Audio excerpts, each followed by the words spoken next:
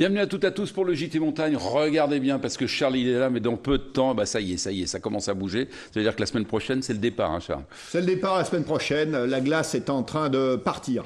Ouais, alors deuxième partie du passage nord-ouest, ce qui veut dire que ça va être une partie à peu près de 3000 km, c'est ça? C'est ça, 3000 km, 3 mois. Et là, je m'entraîne, pour ceux qui connaissent, ce week-end sur le Dôme du Miage avec des jeunes de la Seine-Saint-Denis. Et on vous aura au téléphone, j'espère. Avec plaisir, le téléphone. Aura des nouvelles. Est-ce que vous avez un Facebook ou un site où on peut vous joindre? Oui, donc le site Charlie Drich et puis le téléphone par satellite, ça marche aujourd'hui aussi bien que le téléphone portable partout en France ou ailleurs. Alors Charles, ça fait plaisir parce que vous n'êtes pas venu seul. Alors regardez-le bien parce que quand vous êtes à Balto, vous le connaissez. Il est moniteur de ski maintenant depuis Luc Dupont, depuis maintenant 1900 combien? 1983. Ouais, 83. Et puis alors je trouve ça très très beau parce que vous êtes devenu l'alpiniste des mers. Comment on passe de la montagne à la mer? C'est quoi? C'est une envie ou c'est naturellement, parce qu'en montagne, il y a beaucoup de lacs, et par exemple à Annecy, et moi j'ai beaucoup fait des petites régates quand j'étais gamin. Ouais, parce que vous étiez moniteur de voile aussi. Oui, je suis aussi moniteur de voile, et de la voile et du ski. Et le lac d'Annecy il est trop petit, donc il faut descendre à l'océan. Ouais, observez bien Luc Dupont, parce que c'est quand même un garçon, vous vous rendez compte, et 5 mois à la mer, et le reste du temps en montagne. C'est génial, non? Quelle vie. C'est une belle vie ou pas? Je pense, ouais. On arrive à savoir où on habite ou pas? Parce que ça va être compliqué quand même, ça, à gérer. Ah non, mais moi j'habite nulle part, puisque j'ai un sac, et été hiver, je ne défais pas le sac, donc mes 4 t-shirts restent dans le sac, et puis ça le fait bien comme ça, donc je ne sais pas où j'habite. Très grand navigateur. Ouais. Il a fait un tour du monde, donc dans les mers du Sud, enfin Cap Horn, Cap de Bonne-Espérance, en 92, ouais. Sur un petit bateau de plaisance, un 10 mètres, je crois. Ouais. Voilà, mais ça, on va l'expliquer, Charles. Très lourd. Il y a un livre, je vous incite à le voir, parce que c'est vrai que c'est le passager du Nord-Ouest. Donc... À l'acheter, pas que le voir. À le voir et à l'acheter. Non, c'est bien, parce que, ça va peut-être vous donner envie également de partir en voyage, mais c'est vrai que vous n'avez peur de rien, un peu comme Charlie Drich, c'est-à-dire qu'avec un petit bateau en polyester, eh bien, vous n'hésitez pas à aller dans les régions les plus froides, c'est ça. Ouais, pas de problème. Ça fonctionne. Ouais, et puis en plus, moi, c'est ça que je trouve, ce qui est génial, c'est que vous partez l'été et l'hiver, vous revenez ici pour gagner votre vie, pour repartir. C'est ça la vie. Exactement. Les 5 mois pour remplir la caisse de bord et puis le reste du temps pour tout dépenser. Allez, puis on racontera la rencontre que vous avez faite. Allez, en attendant, vous faites attention un peu à la mode, vos vêtements et tout? Non. Bien joué, parce que nous, on est allé voir la société Millet et vous allez voir quelles sont les tendances de la mode pour cette année. C'était une journée porte ouverte qui permettait comme ça à la presse professionnelle de voir le côté inventif de nos entreprises. Regardez. Vous découvrez là les tendances de la mode outdoor de chez Eder. Pour Eder, c'est la fonction. C'est la base de notre métier. On fait des vêtements fonctionnels et techniques depuis plus de 50 ans. Après, on revendique plus que ça. On revendique une certaine forme d'élégance. On a un parti pris stylistique dans les coupes, dans les choix des matières et dans les couleurs. Et tout ça, c'est pour permettre aux gens de s'épanouir dans la nature. La marque au Savoyard va encore plus loin et lance les tendances Annecy Living. Et c'est clairement une gamme de produits qui correspond aux Annéciens et au mode de vie des Annéciens, c'est-à-dire à la fois un petit peu de montagne, un petit peu de lifestyle, des vêtements techniques et élégants. Chez Millet, les vêtements restent plutôt techniques. Avec 3 tendances, oui, Millet est une marque résolument montagne, alpinisme engagé. Nous avons 3 segmentations. Le Mountaineering qui est dédié à la montagne, qui va de la montagne pour aller sur l'Everest à la montagne randonnée active. Le fast-hiking qui est une randonnée que l'on va faire très rapidement avec des produits très fluides, respirants. Et le climbing dédié à la grimpe, Rock Session. On va affronter la verticalité, le bloc qui est une grosse tendance. À ces 2 marques s'ajoute la Fuma qui rejoint le siège social d'Annecy-Vieux. Alors la Fuma effectivement était plutôt basée historiquement à Néron et la Fuma se recentre sur Annecy, en tout cas pour son activité outdoor, et va bénéficier en fait de l'Outdoor Sports Valley, maintenant qui est bien connu sous l'appellation OSV.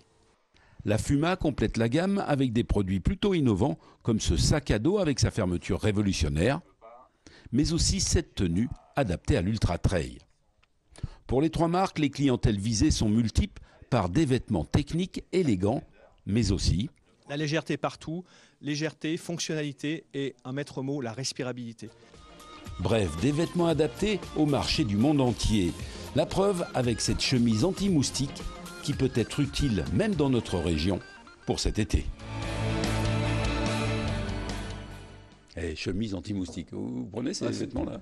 C'est, sur l'Alaska, c'est capital, hein, c'est une infection. Ah, ça c'est tu vas ramasser là-bas. Ouais. Donc il faut ramener avec carrément une vraiment de tête, un peu complètement les gants, etc. Ouais, c'est intéressant parce que vous, finalement, vous êtes des testeurs. On a vu Jean-Luc Grésis, que vous connaissez bien. Tout à fait. C'est un grand ce qui veut dire que vous arrivez à tester aussi un peu du matériel, non Oui, parce qu'on le met quand même dans des conditions un petit peu extrêmes et ça leur fait du bien au matos de voir comme ça réagit. Ouais. Allez, pour nous, l'été, c'est pas fini, ça fait que commencer. Hein. Pour Charles, l'aventure va commencer. Pour vous aussi, vous repartez quand? Alors, vendredi, je décolle, direction l'Alaska, et cette fois, je pense que je vais y arriver. C'est-à-dire d'aller au bout du bout, c'est ça, non? Non, parce qu'il y a eu un faux départ, hein, donc il a fait un peu de prison il y a peu de temps. Raconte l'histoire, parce qu'elle est complètement... vite fait, j'ai pris l'avion le 27 mai, Paris, Chicago, Alaska, et à Chicago, les douaniers ne m'ont pas laissé rentrer en France. Non. Une paire de menottes, 10 heures de garde à vue, et dans le premier avion, je suis revenu à Charles de Gaulle. Problème administratif, on va dire. Ah ouais, d'accord. Ah oui, ils vous ont carrément... Je crois que j'ai gagné dans le concours du plus malchanceux. Allez, on vous libère en tout cas. Allez tout de suite, tiens, c'est pas fini. Regardez le reportage d'Alexis Olivier. L'été à la montagne, il n'y a pas que la marche à pied, la gastronomie, les lacs, bref, découvrir un territoire riche aux 1000 saveurs. Il faut persévérer, c'est vrai que c'est un petit peu ingrat quand on voit tous les investissements qui ont été faits à tout niveau, que ce soit en montagne avec l'ouverture au VTT, avec les golfs qui se sont réalisés, qu'en bord de lac avec tous les aménagements de pontons, de plages, etc. Il y a vraiment des efforts énormes. Étant 4e destination touristique l'été, lorsque nous interrogeons les vacanciers quand ils repartent de la destination, 8 sur 10 nous disent être agréablement surpris par ce qu'ils ont trouvé chez nous. Il y aurait donc un véritable décalage entre la perception de la montagne l'été et la réalité. Mais cela n'explique peut-être pas tout. Les chiffres stagnent depuis plusieurs années. Un taux de remplissage de 44% sur le mois d'août, qui est le mois qui concentre de loin le plus de vacanciers. Et sur l'ensemble de la saison d'été, par rapport à l'année dernière, le taux prévisionnel est équivalent. On lance la saison, on oblige aussi peut-être un peu les acteurs du tourisme, hébergeurs, commerçants à ouvrir leurs volets, parce que cela vaut le coup, on peut le dire. Roc des Alpes ou bien le Critérium du Dauphiné séjour et beaucoup d'événements qui vont suivre boostent notre destination. Alors, un des moyens de découvrir les joyaux de Savoie-Mont-Blanc, c'est peut-être tout simplement, ou entre autres, devrais-je dire, de regarder TV8 Mont-Blanc. Et oui, les touristes chinois, c'est peut-être bien, mais les Savoyards sont les meilleurs ambassadeurs de leur territoire, à condition qu'ils partent en vacances aussi chez eux. Ouais, puis Luc, ce qui fait plaisir, c'est que vous dites, moi je pars au bout du monde, mais j'aime bien rentrer. C'est ça, dans Savoie-Mont-Blanc. Moi j'aime bien retrouver mes montagnes. J'ai besoin de ça, Pareil, Charles, pour vous, non? Moi je m'entraîne en plus, donc c'est Saint-Nicolas-de-Véros, face au Mont-Blanc, donc entraînement en montagne, course du dénivelé à longueur de temps. Allez, si vous allez en montagne, en tout cas, soyez prudents. Tiens, tout de suite, avant l'été, qui arrive, ça y est, on y est d'ailleurs, pour l'été, avec ces grosses chaleurs, eh bien, regardez les consignes de prudence. Le week-end dernier, plusieurs alpinistes ont été piégés par les mauvaises conditions en montagne. Sur le versant nord de l'aiguille du Midi, une chute de sérac a bousculé une cordée, forçant le peloton de gendarmerie de haute montagne à évacuer 9 personnes. En cause, c'est l'augmentation soudaine des températures qui rend le manteau neigeux particulièrement instable. On a beaucoup de neige qui s'est posée sur les montagnes et il n'y a pas le phénomène de regel au cours de la nuit. Et donc il y a un risque de coulée de neige, d'instabilité du terrain sur lequel les alpinistes évoluent et bien sûr de chute de pierre. C'est un épisode qu'il y a toujours à traverser en fait chaque année puisque c'est la transition entre la période hivernale où on se déplace sur neige, donc à ski ou autre, Et là, on bascule sur la période estivale. Vous vous encordez déjà ici ? Une période de transition entre neige et rochers qui cette année est particulièrement rapide, de l'ordre de quelques jours seulement. Des itinéraires qui étaient sécurisés il y a encore une semaine sont aujourd'hui particulièrement exposés. Alors, une seule solution pour les alpinistes, partir plus tôt en montagne. Il y a une semaine, les conditions de neige étaient très bonnes. On pouvait se retrouver à 14 h en haute montagne et il n'y avait pas de problème. Mais actuellement, à 9 h du matin, passé 9 h du matin, il faut déjà être rentré. Et si vous n'avez pas envie de vous lever aussitôt et que vous optez pour de la randonnée, prudence également, car qui dit grosse chaleur dit fort risque d'orage et ce dès le milieu de journée.